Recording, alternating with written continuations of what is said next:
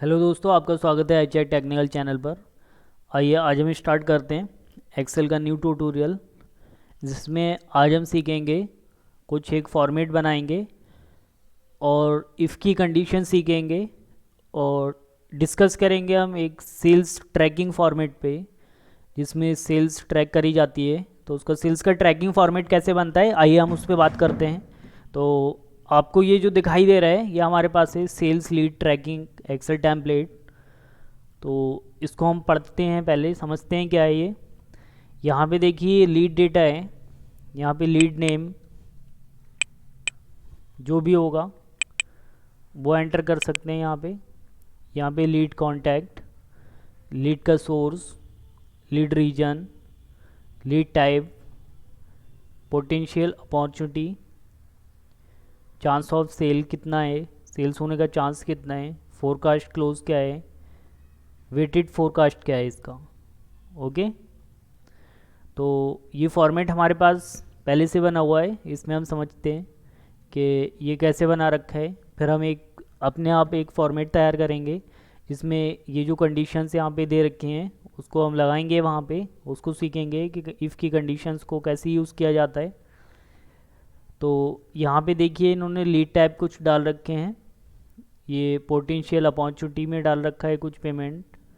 यहाँ पे सेल्स का जो चांस है वो लिख रखा है कितना है, 90%, 10%, 20%, 30%। ओके, तो ये सेल का चांस है, कितना परसेंट चांस है कि सेल हो सकती है।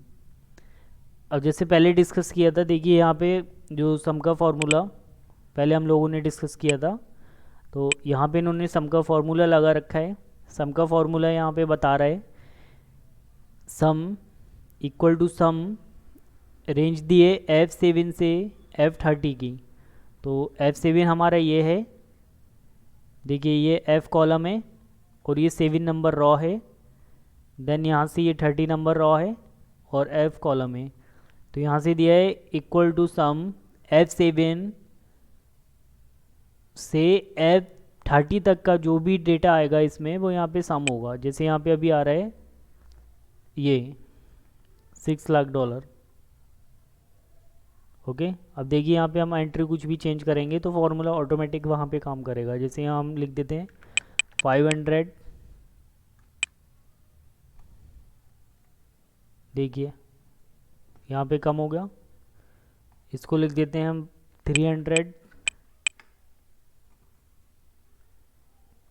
इसको हम लिख देते हैं 200। देखिए यहाँ पे $1000 ही बचा। अभी डॉलर इसमें यहाँ पे हमने कस्टम में जाके सेट कर रखा है, ये नंबर में दे रखा है। इनको हम सबको अगर रुपीज़ में करना चाहते हैं तो देखिए रुपीज़ में करने के लिए हमें क्या करना है, यहाँ तक सेलेक्ट करना है रेंज हमें पूरी, या इतना करके देख लेते हैं ऊपर का। पहले इतना सेलेक्ट करा, कस्टम आ रहा है यहाँ पे जाना है हमें। यहाँ से हम नंबर कर सकते हैं इनको या रुपीज़ में कर सकते हैं। तो इसके लिए हम इनको रुपीज़ में कर देते हैं। यहाँ से जो डेसिमल होता है उसको हटा देंगे, जो डॉट के बाद जो आगे को आता है 00 उसको यहाँ से रिमूव कर देंगे। अब देखिए अब यहाँ पे डॉलर जो आता होगा वो यहाँ पे अभी भी आ रहा है, क्योंकि जो यहाँ का फॉर्मेट है वो सेम कस्टम पे है। तो यहाँ से भी हमें रुपीज़ में करना पड़ेगा। अब देखिए यहाँ पे 1000 आ रहा है, इसको अगर हम रुपीज़ में कर देंगे यहाँ से, तब देखिए 520 आ रहा है। अच्छा, ये जो परसेंटेज है इसको हम नंबर में भी कर सकते हैं। देखिए नंबर में करने के लिए यहाँ से नंबर सेलेक्ट करेंगे, नंबर में हो जाएगा। 0.90 का मतलब होता है 90%, 0.10 का मतलब होता है 10%। और इसको हम परसेंट में करना चाहें, परसेंट पे क्लिक करेंगे, ये परसेंट में हो जाएगा। तो यहाँ पे जो फॉर्मेट है उस पर हम डिस्कस कर रहे हैं अभी। तो इसमें हमने जो समझा कि यहाँ पे एक सम का फॉर्मूला लगा रखा है, जिससे F7 से F30 तक की जो वैल्यू है उसको इन्होंने ऐड कर रखा है। फॉर्मेट जब बनाया हमने, यहाँ से I7 से I30 तक की वैल्यू को यहाँ से ऐड कर रखा है, सम कर रखा है इनका। देखिए यहाँ पे आ रहा है 450 है और 30 है, 40 है। तो $520 बनना है ये ओवरऑल। तो $520 यहाँ पे आ रहा है। फोरकास्ट क्लोज के लिए यहाँ पे मंथ दिए हैं, किस महीने का कितना फोरकास्ट होगा, तो उस हिसाब से जनवरी, फरवरी, मार्च, अप्रैल, मई, जून, जुलाई, अगस्त, सितंबर, अक्टूबर, नवंबर और दिसंबर।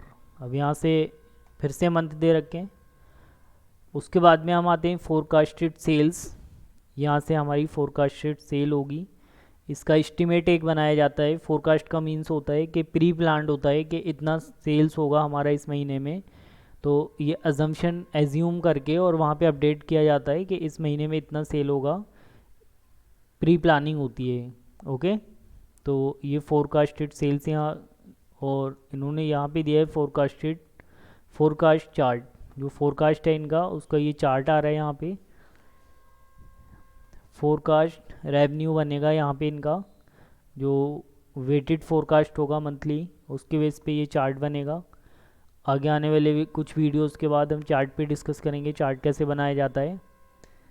यहाँ पे देखिए इन्होंने फॉर्मुलेटेड कर रखा है, ये फार्मूला लगा है यहाँ पे इफ़ का, जो हम आगे सीखेंगे अभी इसी वीडियो में। इफ़ की कंडीशन कैसे यूज़ की जाती है उसको हम सीखेंगे। तो यहाँ पे इफ़ लीड डेटा वाली शीट पर H7 अगर बराबर है जनवरी के, यहाँ पे जैन लिख रखा है इन्होंने, जनवरी, तो जो कंडीशन यहाँ पे दी है उसके बाद फॉर्मूला काम करेगा।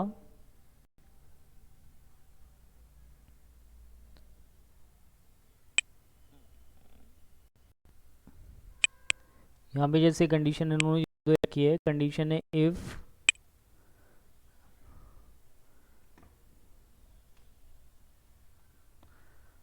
इफ़ लीड वाले डेटा की जो शीट है H7 बराबर है जनवरी के, तब लीड डेटा का I7 आएगा, अदरवाइज़ यहाँ पे 0 आएगा। तो देखिए हम लीड डेटा पर जाते हैं और I7 और H7 पे देखते हैं क्या क्या है। H7 यहाँ पर देखिए 450 ये आ रहा है I7, तो 450 पे I7 पे $450 है, तो देखिए यहाँ पे उठ के आ रहे हैं $450। तो ये फार्मूला यहाँ पे लगा रखा है। यहाँ पे फरवरी पे 0 है तो 0 आ रहा है, और यहाँ पे जो कंडीशन इन्होंने दी है F8, I8 का डेटा यहाँ पे उठा रहा है, तो I8 पे देखिए फरवरी में 30 है, मार्च में I9 पे, तो मार्च में जो I9 पे डेटा है वो मार्च में उठाएगा।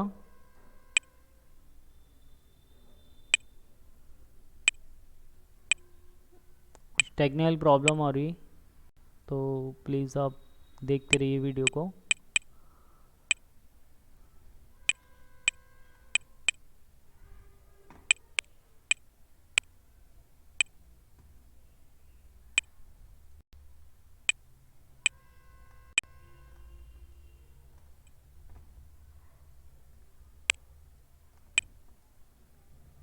यहाँ पे हम पढ़ रहे थे कि यहाँ पे देखिए 30 उठा रहे हैं, यहाँ 40 उठा रहे हैं, तो अगर हम यहाँ पे 0 कर देंगे तो यहाँ पे कुछ भी नहीं उठाएगा वहाँ पे इस फोरकास्ट शीट सेल्स पे। अभी आ रहा है equal to lead data F7 into lead data G7, तो यहाँ पे देखिए इसको F2 करेंगे, तो F2 करने के बाद F7 और G7 का हमने यहाँ पे मल्टीप्लाई किया है, यहाँ से 500 का 90% इतना हुआ। अब यहाँ पे अगर हम देखिए 20% कर देंगे तो ये 450 ऑटोमेटिक चेंज हो जाएगा, आ गया 100। यहाँ पे अगर हम 15 कर देंगे तो देखिए ऑटोमेटिक चेंज हो जाएगा, 75 हो गया।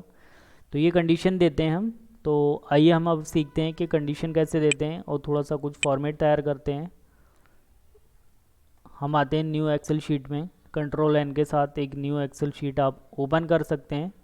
जब आप न्यू एक्सेल शीट ओपन करेंगे देन उसके बाद यहाँ पे देखिए हम लिख लेते हैं मंथ। इसमें जब आप मंथ एंटर करेंगे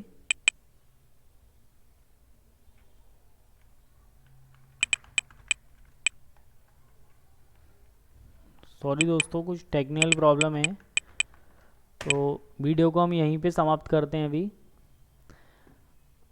आगे इस टॉपिक पे दोबारा रिकवर करेंगे। आई होप अभी जो हमने फार्मूलाज को समझा, इफ़ की कंडीशन को जो हमने पढ़ा, वो आपके समझ आया होगा। वीडियो देखने के लिए आपका धन्यवाद। Have a nice day.